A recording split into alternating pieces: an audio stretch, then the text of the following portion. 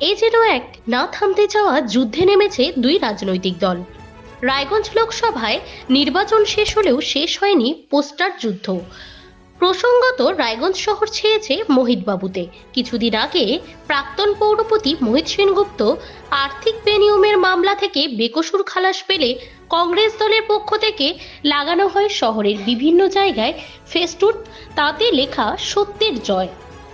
ঠিক তারপরই আবারও পোস্টার রায়গঞ্জ শহর জুড়ে। ঠিকাদারদের বকেয়া টাকা না দিয়ে চলে যাওয়ার পোস্টার পড়ল মোহিতবাবুর বিরুদ্ধে। শহরের বেশ কিছু জনবহুল এলাকায় এই দুটি পোস্টার পাশাপাশিও চোখে পড়ে, যা নিয়ে শুরু হয় শহর জুড়ে গুঞ্জন। তৃণমূল কংগ্রেসের দাবি, তৎকালীন পৌরপতি মোহিত সেনগুপ্ত 270টি ওয়ার্ক অর্ডার দেন ফাইন্যান্স অ্যাপ্রুভাল ছাড়াই, যার ফলে একটি বাদে 269টি ওয়ার্ক অর্ডার আটকে যায়। বর্তমান পৌর বোর্ড এই টাকা না মেটানোর কারণ হিসেবে যুক্তি দেয় বিষয়টি বিচারাধীন, তাই মামলা নিষ্পত্তি না হওয়া পর্যন্ত সেই ওয়ার্ক অর্ডারের টাকা কেউ পাচ্ছেন না।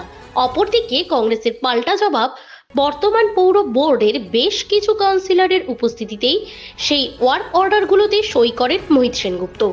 এরই পাশাপাশি তৃণমূল কংগ্রেসকে হুঁশিয়ারি দিয়ে বলেন, ক্ষমতা থাকলে মোহিত সেনগুপ্তর নামে পোস্টার নয়, পৌর নির্বাচন করুন, মানুষ নিজেদের রায় দিয়ে সবকিছুর জবাব দেবে। উনি যাদেরকে কাজ করিয়েছিলেন 270টা ছিল। একটা ওনার খুব কাছের লোক ছিলেন এবং তৎকালীন একজন ইঞ্জিনিয়ার ছিলেন, যিনি বর্তমানে অবসরপ্রাপ্ত। তিনি সেটাকে যে 270টা ওয়ার্ক অর্ডার ছিল তার মধ্যে একটা সরিয়ে রেখেছিলেন, পরবর্তীতে সেই একটা পেয়েছেন, যেহেতু কেসে ছিল না। সেই 269টা ওয়ার্ক অর্ডারের মধ্যে দিয়ে আমাদের রায়গঞ্জের প্রতিটা ওয়ার্ডের প্রচুর ঠিকাদার ভাইরা, এবং আপনারা জানেন ভালো করে যে রায়গঞ্জ পৌরসভায় যারা কাজ করে তারা শুধুমাত্র ঠিকাদার নয়, তারা পার্টির একনিষ্ঠ কর্মী যারা, তারাই সাধারণত, বা কাউন্সিলরের কাছের লোক, তারাই সাধারণত কাজ করে থাকেন। তো এরকম প্রায় আপনার 8,78,143 টাকা বাকি পড়ে আছে, সেটা না দিয়ে উনি চলে যান এবং আজকে সততার কলকাঠি নাড়ছেন। আমার প্রশ্ন একটাই, সততার বিবেক কি একবারও নাড়া দিচ্ছে না? যে সেই সমস্ত ছেলে পেলে যারা নিজের ঘটি বাটি, বাড়ির মায়ের সোনা দানা, স্ত্রীর সোনা দানা বন্ধক রেখে যারা কাজ করে পথে বসে নিঃস্ব হয়ে আজকে আছেন, একবারও কি তাদের জন্য ওনার বিবেক নাড়া দেয়নি? যখন পোস্টারগুলো লাগিয়েছিলেন, উনি যদি সত্যিই সততার প্রতীক হতেন, সত্যিই জনদরদী হতেন, সত্যিই মানুষকে ভালোবাসতেন, তাহলে যারা একসময় ওনার মুখের দিকে তাকিয়ে কাজ করেছিলেন, যারা আজকে সেই টাকাগুলো না পেয়ে প্রায় আত্মহত্যার পথ বেছে নিতে বাধ্য হওয়ার মুখে যাচ্ছেন, তাদের কথা চিন্তা করে অন্তত পোস্টারটা লাগাতেন না। উনি যদি সত্যিই মানুষ হতেন, বিবেকবান হতেন, কারণ ওনার বিবেক সত্যের জন্য লড়াই করে না, ওনার বিবেক মানুষের জন্য কাঁদে না, ওনার বিবেক শুধু কাঁদে রাজনীতি করবার জন্য, মানুষের, রায়গঞ্জের মানুষকে বোকা বানিয়ে নিজেকে একটা জায়গায় দেখাতে চাইছেন যে আমি সততার প্রতীক। আপনার কাছে একটাই প্রশ্ন, আপনি এতই যদি সততার প্রতীক হন, তাহলে আপনি যখন দিলীপ দাস ভোটে দাঁড়িয়েছিলেন, আপনিই বলেছিলেন, সেই সময় আপনিও কংগ্রেস করতেন, দিলীপ দাসও কংগ্রেসের প্রার্থী ছিলেন, আপনি সেই সময় বলেছিলেন ওপরে বাম নিচে রাম, আর লোককে দেখান যে আমি দল ছেড়ে যাইনি, আমি একদম একনিষ্ঠ কংগ্রেসের কর্মী। গত বিধানসভা নির্বাচনেও আপনি বলেছিলেন আমরা জানি কাকে ভোট দিতে হবে। দিবা দাস মুন্সি যখন দাঁড়িয়েছিলেন তখনও বলেছিলেন কাকে ভোট দিতে হবে। উনি কারো বন্ধু না, যে সিপিএম এর সাথে হাত মিলিয়ে চলেছেন সেই সেলিমকে হারানোর জন্য দিবা দাস মুন্সিকে দাঁড় করেছিলেন। উনি কারো বন্ধু না, উনি শুধুমাত্র ওনার নিজের বন্ধু। রাজনীতির স্বার্থে উনি পারেন না, এখনো কাজ না। 2016 সালে 21শে জুলাই মোহিত সেনগুপ্ত নেতৃত্বে রায়গঞ্জ পৌরসভার মেয়াদ শেষ হলো। সেদিন তৎকালীন এসডিও সাহেব হেন্ডুপ শেরপা সাহেব রায়গঞ্জ পৌরসভার দায়িত্বভার বুঝে নিলেন। সকাল 10টায় উনি রায়গঞ্জ পৌরসভায় এসে সন্ধ্যা 6টা অবধি সমস্ত কাগজপত্র বুঝে নেওয়ার পরে উনি বললেন অল আর পেপারস ওকে। সব কাগজ বুঝে নেওয়ার পর উনি ওকে করার পর পৌরসভার দায়িত্বভার ওনার হাতে বুঝিয়ে দিয়ে তৎকালীন প্রাক্তন পৌরপতি মোহিত সেনগুপ্ত পৌরসভা থেকে বেরিয়ে আসলেন। কিন্তু আমরা কি দেখলাম, 2017 সালের 6 মার্চ মোহিত সেনগুপ্তর নামে একটা মামলা করা হলো টাকা তছরূপে। আগে তৃণমূল পার্টি, তৃণমূল দল এইটা আগে ক্লিয়ার করুক যে মোহিত সেনগুপ্ত কি তছরূপ করছিল টাকাটা, না বাকি রেখে চলে আসছিল। আজকে বলছে ঠিকাদারদের টাকা বাকি রেখে গেছে। এটা তো মোহিত সেনগুপ্ত অস্বীকার করেনি যে ঠিকাদারদের টাকাটা আমি দিয়ে এসেছি। মিউনিসিপ্যালিটির ফান্ড তো আগে আসে না, ফান্ড পরে আসে। আর যেহেতু মোহিত সেনগুপ্ত বিরোধী দলের পৌরপতি ছিল, তাই তার ফান্ডটাকে সবসময় চেপে চেপে পাঠানোর চেষ্টা করতো রাজ্য সরকার। আপনাকে বুঝতে হবে যে টেন্ডারগুলো হয়েছিল সেই টেন্ডারগুলো ভেটিং হয়েছিল, সেই টেন্ডারগুলো হওয়ার সময় নোটিশ হয়েছিল, পেপারে অ্যাড হয়েছিল। পেপারে অ্যাড হওয়ার পরে পরবর্তীকালে কোরাম হয়ে টেন্ডার ড্রপ হয়েছিল এবং যে লোয়েস্ট বিডার সে কাজ পেয়েছিল। এবং সেই কাগজে আজকের তৃণমূলের কোঅর্ডিনেটর, তৎকালীন রায়গঞ্জ পৌরসভার সিআইসি পিডব্লিউডি বিমল জ্যোতি সিনহা বিলের সই ছিল, এফও সাহেবের সই ছিল, ইও সাহেবের সই ছিল এবং তৎকালীন চেয়ারম্যান মোহিত সেনগুপ্তর সই ছিল। তার দোষীটাকে আজকে কোথায় কোথায় কাজ হয়েছে? এই যে 269টা ঠিকাদারের কথা বলছে, আমি সাংবাদিকদের মাধ্যমে রায়গঞ্জ পৌরসভা এবং তৃণমূল দলকে প্রশ্ন করতে চাই যে আমরা জানতাম 270 জন ঠিকাদারের টাকা পাওনা ছিল এবং তাই মোহিত সেনগুপ্তর বিরুদ্ধে মামলা হয়েছিল। তো 269 কি করে হলো? একজন কে টাকা পেয়ে গেল? একজন যদি টাকা পেয়ে যায় তাহলে বাকি 269 জন কেন পেল না?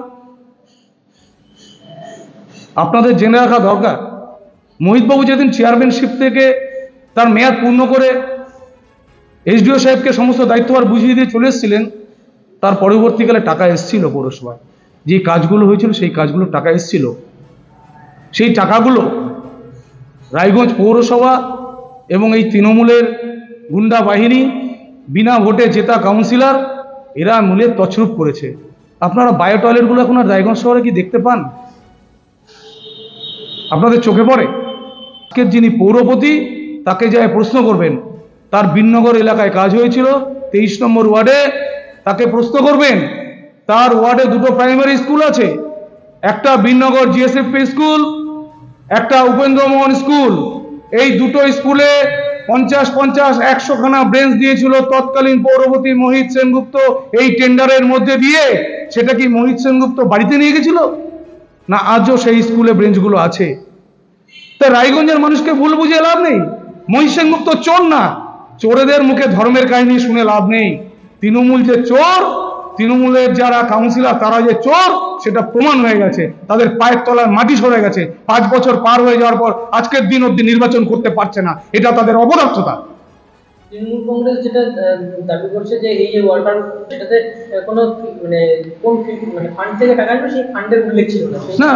না না, ফান্ড তো এটা অ্যাকচুয়াল বললাম না, ওদের একটু শিক্ষাগত যোগ্যতার অভাব আছে। তৃণমূলটা তো করে অন্ধের মতো, তো চোরদের পার্টি, ওদের মূল উদ্দেশ্য হচ্ছে চুরি করা। ফান্ড তো পরে উল্লেখ হয়, মিউনিসিপ্যালিটির ফান্ড আগে এসে যায়, তারপরে কাজ হয় না। মিউনিসিপ্যালিটি হচ্ছে একটা ইমার্জেন্সি পরিষেবা। আজকে আপনার বাড়ির সামনে একটা কুকুর মরে পড়ে আছে, তাহলে ওই ফান্ডটা থেকে, কোন ফান্ড থেকে আমি লোকটাকে পাঠাবো, সেই ক্যাভেঞ্জার্সটাকে পাঠাবো, আগে ঠিক করব তারপরে লোকটাকে পাঠাবো, তা না। আজকে মিউনিসিপ্যালিটি কোনো ড্রেনটা হঠাৎ করে গাড়ি পড়ে ভেঙে গেল, ইমার্জেন্সি ওয়ার্ড। মিউনিসিপ্যালিটি হচ্ছে ইমার্জেন্সি পরিষেবা। তাই কোথায় রাস্তা ভেঙে গেছে, কোথায় ড্রেন ভেঙে গেছে, আগে টেন্ডার হতো, পরে ফান্ড চার্জ হতো। তাহলে 270টার মধ্যে একটা পেমেন্ট কি করে হলো? কে পেল এই পেমেন্টটা? সেই প্রশ্নের উত্তর আগে চেয়ারম্যান সাহেবকে দিতে হবে। শুভজিৎ দাসের রিপোর্ট, নিউজ বৃত্তান্ত। সব মাই চায় মেয়েকে রাজরানীর মতন সাজাতে, সাজিয়ে তুলতে চায় সোনার গয়নায়। ওরিয়েন্ট জুয়েলার্স, সোনা যা সর্বক্ষণের।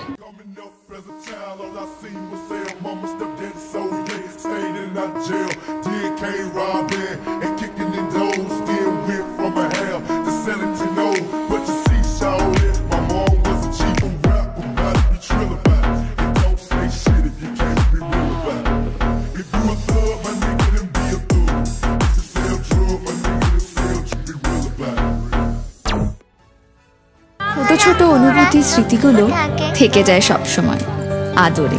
কুকু কুকু, কিরে হলো?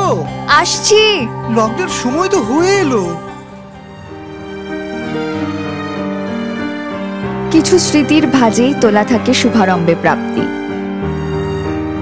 50 বছরের অভিজ্ঞতায় আগ্নেশ্বর জুয়েলার্স, নিখুঁত গয়নার কারিগরি। Agneshwar jewellers, NS road, Raiganj. Wait, so this was your wedding look? Oh my God, Tammy, you look pretty. Dhaka থেকে যখন আইছিলাম এ হগল আমার মা আমারে পরায় দিছিল। It's so authentic, Thammi. I will go for this look. But what about my goina? সাদা রঙের রুমালটিতে গোলাপি রঙের কাজ, সব মিলিয়ে দারুণ হবে নতুন কনের সাজ। আমার গয়না আমার শ্রী ঢাকা জুয়েলার্স, আভিজাত্যের গয়না।